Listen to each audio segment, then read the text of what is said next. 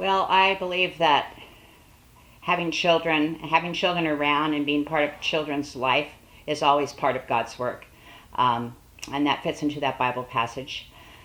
And when it comes to foster parents' night out, I do believe also that it fits into the passage in a different way, maybe in a little different way than sometimes people would think. Foster parents' night out is an opportunity for foster parents to bring their children to a set location and basically give them a 4-hour respite period. And we as volunteers for Foster Parent Night Out provide the respite, if you will. We're there to be with the children of all ages.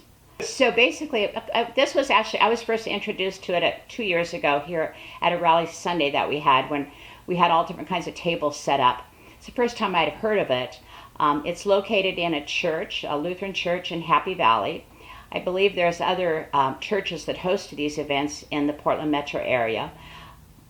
And you get some training, and you just spend a Saturday evening from 4 to 8 p.m. with children. They assign you whatever tasks that you're either interested in doing, or if you just do like I did, just say, I'll just serve wherever you want me to serve, and they have assigned me to the preschool room. And so I arrive, about 3:30 in the afternoon, and I get home around 9 o'clock at night, and I'm just follow a schedule, and I just follow these children around for 4 hours, and it's very organized, and we have certain times to do certain things, and it's probably one of the most exhausting things I've ever done as a volunteer. Well, first of all, let me tell you, when I first said, oh yes, I'll volunteer, and I'm quick to volunteer for stuff. I like volunteering for things, and I thought, well, this is a perfect fit for me because I'm an old pediatric nurse, because I've taught Sunday school and VBS, and I love kids, and I love my grandchildren, and I thought, oh, this is right up my alley. And then I took the training, and then I went to the first night. And then I remember driving home the first night thinking, this may be a mistake. And it was really what I thought it was going to be, and what it ended up being was two different things. And that kind of was upsetting to me. Because that really, that wasn't in my plan, that, I guess that was God's plan. So then I went the second month, and I kind of felt the same way after the second month. And I remember talking to you, Tim, and Sarah about it, thinking, maybe God's made a mistake here, because, this is not going too well. And then something happened, and I decided, no, Cheryl, you have a calling to do this. God has directed you to do this. You need to put your own stuff aside and just do what God wants you to do. It's going to work out. And so I've kept going, and to the point now that it's real most amazing, but I totally look forward to going. I love being there. Over time, you find out that these children actually, you become a stable person in their life. And I'm talking 4 hours once a month. But a couple of them now know me by name. A couple other call me teacher. They look to me as the teacher or their teacher.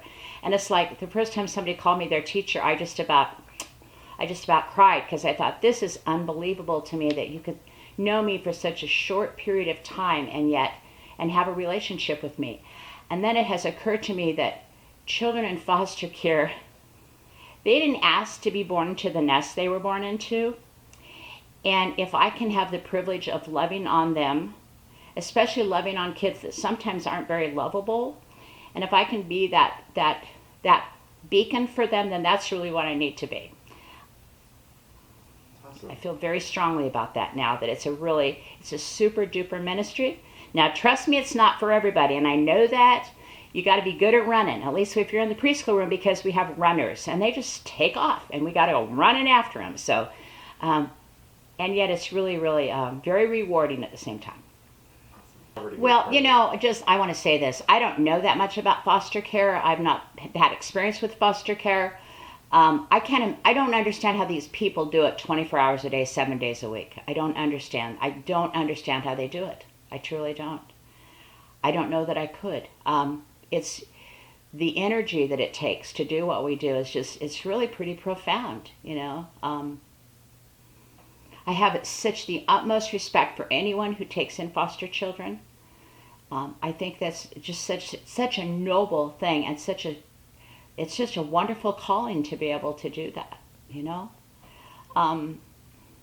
I think it goes to show me how important nurturing really is, and whether it be your biological parents or not, how much children need the love of healthy Christian adults in their lives. And however that looks to you, whatever that looks like, those children, they need us.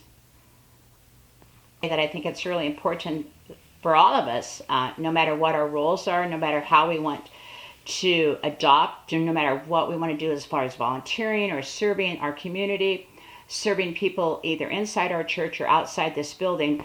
I think we all need to remember the children. I think the children are our future.